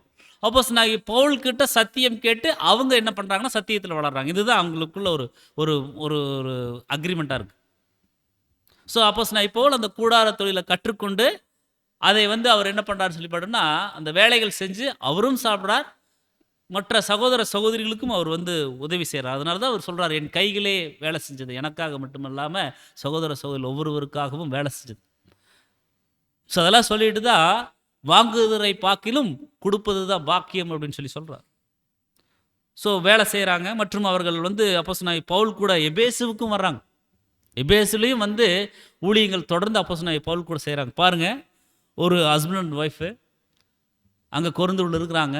அப்போஸ்தலனாகிய பவுல் போகிறாங்க, சத்தியம் சொல்கிறாங்க, உடனே கேட்டுக்கொள்கிறாங்க. கேட்டுட்டு அங்கேயோட அப்போஸ்தலனாகிய பவுல் அடுத்த பயணத்திற்கு அவர் கிளம்பி செல்லும்போது இவங்களும் நாங்கள் வரேன்ட்டு வராங்க. 2 பேரும் அந்த தொழில் எல்லாத்தையும் விட்டுட்டு வர்றாங்க. என்ன மாதிரி சத்தியத்துக்காக ஒரு வைராக்கியம் காண்பிச்சுக்கிறாங்க பாருங்கள். ஸோ ஒரு பிரதர் வர்றார் அப்படின்னா கூட பரவாயில்ல, ஆனால் அந்த சிஸ்டரும் வராங்க. அந்த சிஸ்டர் எவ்வளோ தூரம் தேவன் மேலே ஒரு விசுவாசம் வச்சுருப்பாங்க அந்த சத்தியத்தில். அவங்களும் கூட வர்றாங்க. ஏன்னா இன்றைய பயணம் மாதிரியெல்லாம் இல்லைங்க, ரொம்ப சேஃப்டியாகலாம் அந்த காலங்களில் போக முடியாது. கப்பலில் போக வேண்டியது வரும், பாய்மரப்படகுல போக வேண்டியது வரும், ஒரு சில பக்கம் நடந்து போக வேண்டியது வரும், இருட்டு, பலவிதமான பிரச்சனைகளுக்கு மத்தியில் அந்த சகோதரியும் என்ன பண்ணுறாங்க, போகிறாங்க. அவங்க வீட்டுக்காரரை கூட்டிகிட்டு போகிறார். ஸோ எவ்வளோ தூரம் சத்தியத்துக்காக அவங்க பிரயாசம் ஏறெடுத்துருக்குறாங்க. ஆக்கிலா பிரிஸ்கிலா, அதில் கூட முதல்ல அவங்க பேர் தான் வருது, ஆக்கிலா பேர் தான் வருது. அப்படிப்பட்ட ஒரு வைராக்கிய ஒரு வாழ்க்கை வாழ்ந்துருக்குறாங்க. ஸோ கிளபதி ராயனுடைய உத்தரவின் கீழ் அவர்கள் மற்றும் எல்லா யூதர்களுடனும் கூட ரோமாபுரியிலிருந்து வெளியேற்றப்படுறாங்கன்னு சொல்லி நம்ம படிக்கிறோம். ஸோ அடுத்தது அங்கே ஒனோசிஃபோரை குறித்து சொல்கிறார். ஒனோசிஃபோரஸ் அப்படின்னு சொல்லி பார்த்தோம்னா ப்ராஃபிட் பிரிங்கர் அப்படின்னு சொல்லி சொல்லப்பட்டிருக்கு. அப்படின்னா தைரியமுள்ள ஒரு ஆறுதல் அளிப்பவர் மற்றும் ஆதாயமானவன் அப்படின்னு சொல்லி பார்க்குறோம். ஸோ இவரை குறித்து படிக்கும் பொழுது, சிறை என்பது சரீர பிரகாரமான துன்பத்திற்குரிய இடமாக மாத்திரமில்லாமல் கைதிக்கு அது கொடுத்த மன அழுத்தங்களின் காரணமாக ஆழ்ந்த ஒரு கவலைக்குரிய இடமாக கூட அங்கே இருக்குது. அப்போஸ்தலனாகிய பவுல் அங்கே சிறைச்சாலையில் தான் இருக்கிறாரு. அது ரொம்ப மோசமான ஒரு சிறைச்சாலையாக இருக்குது. அந்த சிறைச்சாலையில் சரீர பிரகாரமான வியாதிகள் பிரச்சனைகளும் அங்கே வருது. அதிலேயும் அதிகமாக மன சம்பந்தமான மன அழுத்தங்களும் அங்கே ஏற்படுது. இப்படிப்பட்ட ஒரு சூழ்நிலையில் உதவி செய்பவர்கள் சரீர பிரகாரமாக அவர்களுக்கு முன்னால் இருக்கிறது மற்றும் வார்த்தைகளினால் அவர்களை உற்சாகப்படுத்துவதும் கைதிக்கு உணர்ச்சி பூர்வமான பெரும் உதவியாக இருக்கும். அப்படிப்பட்ட உதவிகளே அங்கே ஒனோசிஃபோரஸ் செஞ்சிருக்கிறார். ஒனோசிமு வேற, ஒனோசிஃபோரஸ் வேற. ஸோ ஒனோசிஃபோர் இதை தெளிவாக அறிந்திருந்து அப்போஸ்தலனாகிய பவுலுக்கு தைரியமாக விடாது உதவி செஞ்சார். பாருங்க, விடாது உதவி செய்கிறார். அவரே ஒரு சிறைச்சாலை கைதி. ஒரு கைதியை போய் இப்போ ஒரு சகோதரரை கைது பண்ணி வச்சுட்டாங்க ஜெயிலில். நம்ம போய் பார்ப்போங்களா? ஒரு ட்ராக்ஸ் கொடுத்து ஒரு ஒரு பக்கம் போய் நோட்டீஸ் கொடுக்க போய் கைது பண்ணிட்டாங்க. ஊழியம் செய்யும் சகோதரர் கைது பண்ணி வச்சுட்டாங்க. நம்ம போய் பார்ப்போங்களா? பார்த்தா நம்ம என்ன நினைப்போம்? நம்ம போய் இவரை பார்த்தா நம்மளும் இவர் கூட்டாளின்னு சொல்லி நம்மளையும் தூக்குள்ளே வச்சுருவாங்க, அப்படி தான் நினைப்போம். ஆனால் இந்த ஒனோசிஃபோரஸ் என்ன பண்ணியிருக்காரு பாருங்க. அப்போஸ்தலனாகிய பவுலுக்கு தைரியமாக விடாது உதவி செய்கிறார். விடாது போய் அவருக்கு ஒரு கூட நின்று தோள் கொடுக்குறார். நிறைய விஷயங்களை அங்கே அப்போஸ்தலனாகிய பவுல் கிட்ட கேட்டு தெரிந்து கொள்கிறார். இவருக்கும் தேவன் கொடுத்த வார்த்தைகள் அங்கே உற்சாகமாக அங்கே பேசுகிறார். அதனால தான் அவருக்கு தைரியமுள்ள ஆறுதல் அளிப்பவர், ஆதாயமாக நடக்கிறார் அங்கே. அப்படிப்பட்ட ஒரு வாழ்க்கை அவர் வாழ்ந்துக்கிறார். ஸோ எபேசுவிலிருந்து வந்த இந்த கிறிஸ்தவர் ரோமாபுரியில் அப்போஸ்தலனாகிய பவுலை தேடி கண்டுபிடிச்சு அவர் கூட நட்புறவாகிறாரு. அப்போஸ்தலருடனான அவரது நட்புறவானது ஒனோசிஃபோரின் உயிருக்கே அபாயமானதாக கூட இருந்திருக்கும் கண்டிப்பாக. அதனால் அப்போஸ்தலனாகிய பவுல் ஒனோசிஃபோருடைய வீட்டாருக்கும் கர்த்தர் இரக்கம் கட்டளையிடும்படி ஜெபிச்சு வாழ்த்துக்களை அங்கே சொல்கிறார். ஒனோசிஃபோருக்குடைய வீட்டாருக்கும், ஏன்னா நிச்சயமாக அவருக்கும் அந்த ஏன்னா கர்த்தருடைய வழியில் நடப்பவங்களுக்கு நிச்சயமாக அந்த ஒரு துன்பங்கள் கஷ்டங்கள் வரும். அப்படி வந்திருக்கும் அவருக்கும். ஸோ அதனால் அவருடைய வீட்டாருக்கும் அங்கே என்ன பண்ணுறாரு, இரக்கம் தேவன் கொடுக்கணும். அதே மாதிரி கொரிந்துவில் சொல்லுவார், ஸ்தேவானுடைய வீட்டாருக்கும் தேவன் கிருபை செய்வாராக. ஸோ இந்த மாதிரி நிறைய சகோதர சகோதரிகள் ஊழியங்களுக்கு உதவுனவங்களை அவர் வந்து அந்த நிருபங்களினுடைய முடிவில் அவர் வந்து நினைத்து பார்க்குறார், வாழ்த்துதல் சொல்கிறார். ஸோ ஜெபிச்சு அங்கே வாழ்த்துதல் சொல்கிறார். ஸோ இந்த ஒனோசிபோர் அவரு கூட ஒரு ஹிடன் ஹீரோ தான், ஒரு மறைக்கப்பட்ட ஒரு கதாநாயகன் தான், மறைக்கப்பட்ட ஒரு மாமனிதர் தான். அவர் அப்படிப்பட்ட ஒரு வாழ்க்கையை அவர் வந்து வாழ்ந்திருக்கிறார். மேலும் 2 தீமோத்தேயு 4:20 எரஸ்து கொருந்து பட்டணத்தில் இருந்துட்டாரு.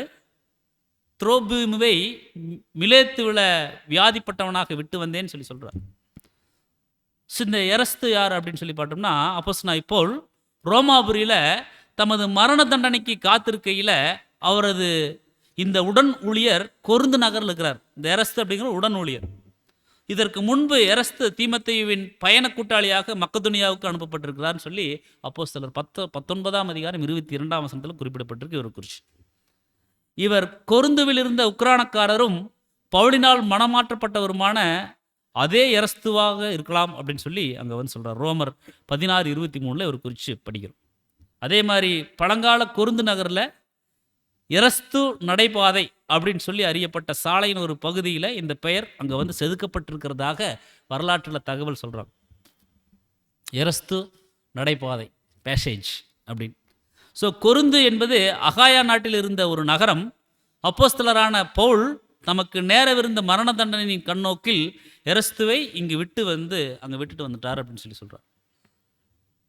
அடுத்தது துரோபீமு அவரு குறித்து சொல்லும் பொழுது, பவுலுடன் இருந்த இந்த சக ஊழியர் சுகவீனமாய் இருந்தார் மற்றும் இவர் மிலேத்துவில் விட்டு செல்லப்பட்டார். மிலேத்து பட்டணம் அங்கே வந்து விட்டு செல்லப்பட்டிருக்கிறாரு. பவுல் குணப்படுத்தும் வல்லமையை கொண்டிருந்தும் இந்த நபரை குணப்படுத்தாதிருந்தார் என்ற உண்மையானது புதிய ஏற்பாட்டு அற்புதங்கள் தெய்வீக செய்தியை உறுதிப்படுத்தவே செய்யப்பட்டன என்பதற்கு பலத்த சாட்சியாக இருக்குது. வசனம் ஒரு முறை உறுதிப்படுத்தப்பட்ட பின்பு மீண்டும் அது வந்து என்ன பண்ண தேவையில்லைன்னா மறு உறுதிப்படுத்தல் தேவையற்றதாக இருக்குது. என்ன அந்த ஒரு உறுதி அப்படின்னா, யோவான் 20:30-31 இந்த புஸ்தகத்தில் எழுதியிராத வேறு அநேக அற்புதங்களையும் இயேசு தமது சீசர்களுக்கு முன்பாக செய்தார். இயேசு தேவனுடைய குமாரனாகிய கிறிஸ்து என்று நீங்கள் விசுவாசிக்கும்படியாகவும் விசுவாசித்து அவருடைய நாமத்தினாலே நித்திய ஜீவனை அடையும்படியாகவும் இவைகள் எழுதப்பட்டிருக்குதுன்னு சொல்லி சொல்கிறார். ஸோ இந்த துரோபீமு அவர் குறித்து கர்த்தரோ அல்லது அப்போஸ்தலரோ அர்ப்பணிக்கப்பட்டவர்களின் குறைபாடுகளை குணப்படுத்தியதாக எந்த பதிவும் அங்கே இல்லைன்னு சொல்லி நம்முடைய சகோதரர் சொல்கிறார். ஸோ அங்கே மிலேத்துவில் வியாதிப்பட்டவனாக இருக்கிறார். தங்கள் சொந்த குறைபாடுகளை குணப்படுத்த தெய்வீக வல்லமை கேட்பதற்கு அர்ப்பணிக்கப்பட்டவர்களுக்கு எந்த ஒரு ரைட்ஸும் இல்லைங்க. எனக்கு இப்படி வியாதி இருக்குது, எனக்கு இப்படி பிரச்சனை இருக்குது அப்படின்னு சொல்லி இதை சரி பண்ணுங்கன்னு சொல்லி கேட்கக்கூடாது. நம்ம என்னதான் கேட்கணும் அப்படின்னா, அப்போ எனக்கு ஒரு வியாதி இருக்குதுன்னா தேவன்கிட்ட ஜெபிக்க கேட்கக்கூடாது. அப்பா எனக்கு இது வந்து சரி பண்ணி கொடுங்கன்னு கேட்கக்கூடாதா? அப்போ நம்ம என்ன தேவன்கிட்ட கேட்குறது அப்படின்னா, அப்பா இந்த ஒரு வியாதியை நீங்கள் அனுமதிச்சுக்கிறீங்க, இதைய எனக்கு இந்த ஒரு வழிகளை தாங்கிக் கொள்வதற்கு, இந்த வேதனைகளை சகிச்சு கொள்றதுக்கு, இதிலிருந்து கடந்து வருவதற்கு எனக்கு உதவி செய்யுங்க, ஒரு கிருபை கொடுங்க, ஆகிலும் உம்முடைய சித்தம் எதுவோ அப்படி செய்யுங்கப்பா. ஏன்னா பாருங்க, அங்கே துரோபீமும் உடம்பு சரியில்லாமல் தான் இருக்கிறார், வியாதிப்பட்டவராக இருக்கிறார். அப்போஸ்தலனாகிய பவுலுக்கு நல்ல கிருபைகள் இருக்குது, தேவ தயவு இருக்குது, நினைச்சா சரிப்படுத்தி இருக்கலாம். ஆனால் பாருங்க, இங்கே தெளிவாக நம்முடைய சகோதரர் சொல்றாரு, தங்கள் சொந்த குறைபாடுகளை குணப்படுத்த தெய்வீக வல்லமையை கேட்பதற்கு அர்ப்பணிக்கப்பட்டவர்களுக்கு எந்த உரிமையும் இல்லை. இந்த கல்லை அப்பமாக்குப்படி சாப்பிடு அப்படின்னு சொல்லி அங்கே கர்த்தர்கிட்ட அங்கே சாத்தான் சொல்லும்போது என்ன சொன்னார்? ஆமாப்பா, நல்ல ஐடியா கொடுத்த, எனக்கு இல்லாத வல்லமையா, நினச்சா செஞ்சிருக்கலாம் இல்லைங்களா, அப்போ மாக்கிருக்கலாம் இல்லைங்களா, பண்ணலையே. ஏன் அப்படின்னா அவர் முன்மாதிரியாக வாழ்ந்து காமிச்சிட்டார். நம்முடைய சொந்த குறைவுகளை சரி செய்து அதாவது குறைவு மீன் அங்கே வியாதிகள் மற்றும் வசதி வாய்ப்புகள் இது எல்லாத்தையும் பெருக்கிக் கொள்வதற்கு அல்லது சரி செய்து கொள்வதற்காகவெல்லாம் தெய்வீக வல்லமையை நாம் பயன்படுத்தக்கூடாது, தெய்வீக கிருபைகளை பயன்படுத்தக்கூடாது. அதுக்கு நம்மளுக்கு உரிமை இல்லை. பரிசுத்தவான்களும் மற்ற மனுஷரைப் போலவே உடல் ரீதியாக சிகிச்சை பெற்றுக்கொண்டனர். எல்லாருக்கும் மனுஷனுக்கு நேரிடுகிற சோதனையே அல்லாமல் வேறே சோதனை உங்களுக்கு நேரிடுகிறது இல்லை. கர்த்தர் உண்மையுள்ளவர். கொரிந்தியர்ல படிக்கிற இல்லைங்களா, மனுஷனுக்கு என்னென்ன வருதோ எல்லாமே நம்மளுக்கு வரும். மனுஷனுக்கு ஒரு வியாதி வருதா, அதே வியாதி நம்மளுக்கு வரும். மனுஷனுக்கு அடிச்சா வலிக்கும், அதே இது நம்மளுக்கு வலிக்கும். எல்லாமே நம்மளுக்கு இருக்கும். ஆனால் தேவனுடைய தெய்வீக கிருபை நம்ம கூட இருக்கும். ஸோ அதுதான் நம்ம வந்து படிக்கிறோம். பரிசுத்தவான்களுக்கும் மற்ற மனுஷரைப் போலவே உடல் ரீதியாக சிகிச்சைகள் பெற்றுக்கொள்ளணும். தேவன் நம்மளுக்கு சுகம் கொடுப்பாருன்னு நம்ம இருக்கக்கூடாது. கொடுப்பார், கிருபை செய்வார். ஆனால் தேவன் தான் அந்த ஞானத்தையும் நம்மளுக்கு கொடுக்குறார். சரியான ட்ரீட்மெண்ட் எடுக்கிறது, இந்த விஷயங்களெல்லாம் நம்மளுக்கு தேவன் தான் நம்மளுக்கு கொடுக்குறார். ஸோ பரிசுத்தவான்கள் மற்றவர்களுக்காக பிரார்த்தனை செய்யலாம். நமக்கு நம்ம வந்து பிரார்த்தனை செய்வதை காட்டிலும் மற்ற சகோதர சகோதரிகளுக்காக பிரார்த்தனை செய்யலாம், ஜெபிக்கலாம். மற்றவர்கள் குணமடைவதற்கு கருவிகளாக இருக்கலாம். இங்கே என்ன நம்முடைய 7ஆம் தூதன் சொல்ல வரார்? ஸோ மற்ற சகோதர சகோதரிகளுக்காக நம்ம எவ்வளோ நேரம் முழங்கால் போடுறோம்? நம்முடைய சொந்த லாபத்திற்காக, சொந்த ஆதாயத்திற்காக எவ்வளோ நேரம் முழங்கால் போடுறோம்? அதுதான் அங்கே வந்து நிதானிக்க சொல்கிறார். ஸோ கருவிகளாக நம்ம வந்து செயல்படணும். ஆனால் அவற்றை கொண்டு அவர்களால் தங்களை குணப்படுத்த முடியாதுன்னு சொல்கிறார். தேவன் கிட்ட நம்ம சகோதர சகோதரிகளுக்காக ஜெபிக்கலாம். நம்மளுக்கு ஒரு பிரச்சனைங்கும் போது அந்த பிரச்சனைகளிலிருந்து கடந்து செல்வதற்கு உதவி செய்யுங்கப்பான்னு சொல்லி ஜெபிக்கலாம். அதுதான் நம்மளுக்கு ஆசீர்வாதமாக இருக்கும். ஸோ அதை அங்கே சொல்கிறார். ஸோ அங்கே மிலேத்து அப்படிங்கிறது ஆசியாவின் இந்த நகரில் பவுல் தனது வியாதிப்பட்ட சக ஊழியரான துரோபீமுவை ரோமாபுரிக்கு தமது கடைசி பயணத்தின் போது விட்டுட்டு வந்துடுறாருன்னு சொல்லி அந்த பட்டணத்தை குறித்து சொல்கிறார். 2 தீமோத்தேயு 4:21 சொல்கிறார் பாருங்க, மாரிக்காலத்துக்கு முன் நீ வந்து சேரும்படி ஜாக்கிரதைப்படு. மாரிக்காலத்துக்கு முன்னால் தீமோத்தேயு நீ வந்துரு என்கிட்ட.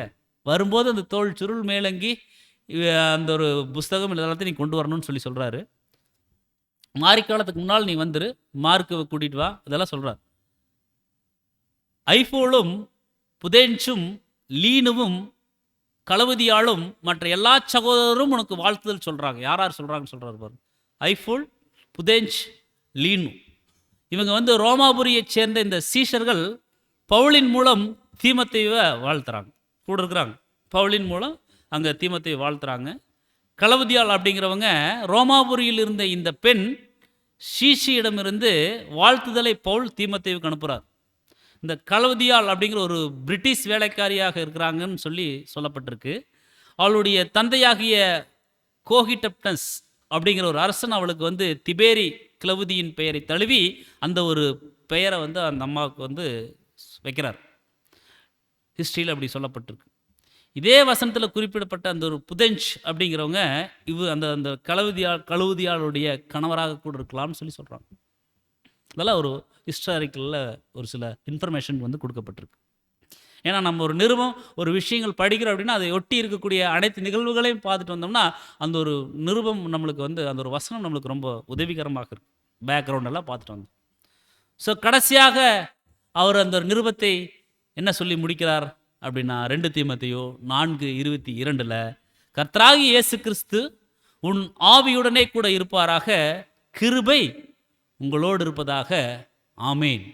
கிருபை உங்களோடு இருப்பதாக, ஆமேன் அப்படின்னு சொல்லி அந்த ஒரு நிருபத்தை முடிக்கிறார். தேவ கிருபையில் அவருடைய கிருபை நம் மீது இருந்ததுனால நம்ம பாருங்கள் அன்புக்குரிய சகோதர சொல்ல இந்த ஒரு நிருபத்தை நம்ம பார்த்து இன்றைய தினத்தில் நம்ம வந்து நிறைவு செஞ்சுருக்கிறோம். ஸோ தேவனுக்கு எவ்வளோ நன்றி நம்ம சொல்லணும். ஸோ நம்முடைய நேரங்கள் தேவன் வந்து சரியாக பயன்படுத்துறதுக்கு உதவி செஞ்சுருக்கிறார். நம்முடைய ஏன்னா அந்த 5 டேலண்ட்டில் அந்த நேரம் அப்படிங்கிறது முக்கியம். அந்த நேரத்தை தேவனுக்காக நம்ம வந்து செலவு செஞ்சு இப்படிப்பட்ட ஆலோசனைகளை நாம் நம்முடைய மூத்த சகோதரர் மூலியமாக நமக்கு முன்பாக திரையை கடந்த பரிசுத்தவான்கிட்டிருந்து நம்ம வந்து பெற்றுக்கொள்கிறோம். ஸோ இந்த ஒரு நிருபத்தில் எண்ணற்ற எச்சரிப்புகள், வார்னிங்ஸ் நிறைய இருக்குது. எச்சரிப்புகள் நிறைய படித்தோம் இல்லைங்களா? ரொம்ப ஜாக்கிரதையாக இருக்கணும், விழிப்புணர்வோடு இருக்கணும், மனத்தெளிவுள்ளவனாக இருக்கணும், உன்னுடைய சிவசேஷனுடைய வேலையை செய்யணும், வெட்கப்படாத ஊழியக்காரனாக இருக்கணும், இப்படி நிறைய வார்னிங்ஸ், எச்சரிக்கைகள், எச்சரிப்பு படித்தோம். இதெல்லாம் எதுக்காக அப்படின்னா, ஏன் தீமோத்தேயு கிட்ட ஏன் இதெல்லாம் சொல்கிறார் அப்படின்னா, நீ சீக்கிரத்தில் நிறத்தில் வரணும் அப்படின்னா உன்னுடைய ஓட்டத்தை நீ நிறைவு சீக்கிரமாக செய்யணும். எப்படி நிறைவு செய்யணும் அப்படின்னா, கிறிஸ்துவை போல ஓடி நீ முடிக்கணும். நீ மட்டுமல்ல, தேவ கிருபையில் ஏற்படுத்தி வைத்திருக்கக்கூடிய அந்த ஒரு சபையில் இருக்கக்கூடிய ஒவ்வொரு அங்கமும் அப்படிப்பட்ட ஒரு மேன்மையான ஒரு வாழ்க்கை வாழ்ந்து தேவனுடைய சித்தம் செஞ்சு அவங்க வந்து தன்னுடைய ஓட்டத்தை நிறைவு செய்யணும். அதற்கேற்ப நீ என்ன பண்ணணும்னா சத்தியத்தில் அந்த சபையை வழி நடத்தணும். ஒரு ஊழியக்காரனா இப்படித்தான் இருக்கணும். சபையில் இருக்கக்கூடிய சகோதர சகோதரிகளை இப்படித்தான் இருக்கணும். சபையினுடைய ஒழுங்கா இப்படித்தான் தெய்வீக திட்டத்தின் அடிப்படையில் தான் இருக்கணும். ஆராதனை ஒழுங்குமுறைகளா இப்படித்தான் நடக்கணும். சத்தியத்தை போய் பிரசங்கிக்கிறியா, எந்த இடத்துல வெட்கப்படக்கூடாது. சத்தியத்தை நம்ம போய் சொல்ல போறோமா, என்ன பிரச்சனை வந்துட்டாலும் எதிர்கொள்ளணும். அடிச்சாலும் வாங்கணும், துப்புனாலும் வாங்கணும். ஏன்னா நம்ம எதுக்காக நம்ம ஓடிட்டு இருக்கிறோம் அப்படின்னா, நம்முடைய ஓட்டத்தை தேவனுக்கு பிரியமானபடி நிறைவு செய்வதற்காக. அதுக்காகத்தான் தேவன் இந்த ஒரு பரம அழைப்பின் பந்தய பொருளுக்காக அழைச்சிருக்கிறார். ஸோ இந்த மாதிரி நம்ம ஓடணும் அப்படின்னா கர்த்தர் நமக்கு துணையாக இருப்பார் அப்படிங்கிறத அங்கே ரிமைண்ட் பண்ணுறோம், நினைவுபடுத்துகிறார். யார் மூலியமானா அங்கே தீமோத்தேயு மூலியமா. அதே ஒரு விஷயம் இன்றைய தினத்தில் நம்மளுக்கு கற்றுக்கொண்டதுனால நமக்கு அந்த ஒரு நினைவுபடுத்துகிறார். ஸோ அன்புக்குரிய சகோதர சகோதரிகளே, இன்றைய தினத்தில் அந்த தீமோத்தேயுவினுடைய வாழ்க்கையிலிருந்து, தீமோத்தேயுவுக்கு எழுதின அந்த ஒரு நிருபத்திலிருந்து நிறைய ஆலோசனைகளையும் புத்திமதிகளையும் நம்ம கற்றுக்கொண்டிருக்கோம். ஸோ இதற்கு உண்மையாலுமே நம்ம நன்றியுள்ளவர்களாக, நன்றியுள்ள இருதயத்தோடு நம்ம யாருக்குத்தான் நம்ம அந்த ஒரு நன்றியை, துதியை, கனத்தை, மகிமையை நம்ம சொல்லணும் அப்படின்னா, ஃபஸ்ட்டு பிதாவாகிய தேவன், அடுத்து கர்த்தர், அடுத்து அப்போஸ்தலனாகிய பவுல், அடுத்து தீமோத்தேயு, ஸோ அடுத்து நம்முடைய 7ஆம் தூதன், அடுத்து தேவனுடைய பரிசுத்தாவினுடைய வழிநடத்துதல். இது ஒவ்வொன்றுக்கும் அன்புக்குரிய சகோதர சகோதரிகளே நாம் நன்றி சொல்லக்கூடியவர்களாக இருக்கணும். இன்னும் நம்முடைய மூத்த சகோதரருடைய பல்வேறு சகோதரருடைய எழுத்துக்கள், ஆடியோ, இதெல்லாமே இன்றைய தினத்தில் நாம் இந்த ஒரு நிருபத்தை பார்த்து நிறைவு செய்வதற்கு தேவன் நம்மளுக்கு கிருபை செஞ்சிருக்கிறார். ஸோ தேவனுக்கு நாம் நன்றிகளை சொல்லிக்கொள்ளலாம். அடுத்தது நெக்ஸ்ட் ஸ்டடி, அடுத்த ஒரு பாடம், அடுத்து நாம் எதை குறித்து தியானிக்க போகிறோம். ஸோ நிருபங்களின் சுருக்கம். அடுத்த பகுதி நம்ம தீத்து. இந்த தீத்துவை குறித்து ஒரு ஓப்பனிங் எப்படி சொல்லுவார்னா, உத்தம குமாரன் சொல்லுவார். எனக்கு பிரியமான குமாரன் சொல்லி தீமோத்தேயு சொல்கிறாரு. தீத்துவை குறித்து உத்தம குமாரன் சொல்லுவார். அப்போது அவருடைய வாழ்க்கையில் உத்தமத்தை பார்த்துருக்கிறார் அப்போஸ்தலனாகிய பவுல். ஒரு நேர்மையை பார்த்துருக்கிறார், ஒரு கண்ணியத்தை பார்த்துருக்கிறார். அதனால தான் உத்தம குமாரன் அப்படின்னு சொல்லி சொல்கிறார். ஏன்னா அப்போஸ்தலனாகிய பவுல்கிட்ட அவ்வளோ சீக்கிரத்தில் நல்ல பேர் வாங்க முடியாதுங்க. அவர் ரொம்ப ஸ்ட்ரிக்டான ஊழியக்காரர். முதலே நான் படித்தோம். அவர் அந்தளவுக்கு ஸ்ட்ரிக்ட்டு. அவர்கிட்ட நல்ல பேர் வாங்குறது ரொம்ப கஷ்டம். ஏன்னா அந்தளவுக்கு அவர் எப்படி இருப்பார்னா சத்தியத்தின்படி நிற்பார். அவர்கிட்ட உத்தம குமாரன், பிரியமான குமாரன் இப்படி எல்லாம் வாங்கியிருக்காங்கன்னா அவங்களுடைய வாழ்க்கை முறை எப்படி நடந்திருக்கும், எப்படி இருந்திருக்கும். ஸோ அதுதான் நம்ம என்ன பண்ண போகிறோம்னா, வரக்கூடிய நாட்களில் ஒரு உண்மையான ஒரு கிறிஸ்துவின் நுகம் சுமப்பவராக, அப்போஸ்தலனாகிய பவுல் கூட ஒரு துணையாக, அவருக்கு ஊழியத்திற்கு ஒரு உதவிகரமாக இருந்த தீத்துவை குறித்து வரக்கூடிய நாட்களில் நாம் தியானிக்கலாம். ஒரு தனிப்பட்ட ஒரு சில நபர்களுக்கு தான் அப்போஸ்தலனாகிய பவுல் நிருபங்கள் எழுதியிருக்கார். அதில் தீமோத்தேயு, அப்புறம் தீத்து, அடுத்து பிலமோன், இவங்களுக்கு தனிப்பட்ட முறையில் பெயர் சொல்லி அந்த நிருபங்கள் எழுதியிருக்கார். அப்படின்னா அவங்களுடைய வாழ்க்கை தனிப்பட்ட விதத்தில் பார்க்கும் பொழுது அப்போஸ்தலனாகிய பவுலுக்கு ரொம்ப பிடித்திருக்கு. சத்தியத்தின்படி அவங்க வாழ்ந்துருக்கிறாங்க. அதனால தான் அவங்க ஒரு சில குறைகளை அவங்ககிட்ட இருந்து எடுத்து போடணும், சத்தியத்தின்படி சபையை வழிநடத்தணும், இப்படிப்பட்ட ஆலோசனைகளே சொல்லணும் அப்படிங்கிறதுக்காக அந்த நிருபங்கள் சொல்கிறார். அது அவங்களுக்கு சொல்கிறாங்க. அதே ஒரு காரியம்தான் கடைசி கால சபையில் வாழ்ந்து கொண்டிருக்கக்கூடிய நமக்கு பொருந்தக்கூடியதாக இருக்குது அன்புக்குரிய சகோதர சகோதரர்களே. ஸோ வரக்கூடிய நாட்களில் தேவன் அனுமதிக்கும் பட்சத்தில் தீத்து நிருபத்தை நாம் தொடர்ந்து தியானிக்கலாம். பொறுமையோடு கேட்ட நம் அனைவரையும் தேவன் தாமே ஆசீர்வதித்து வழிநடத்துவாராக. ஆமென்.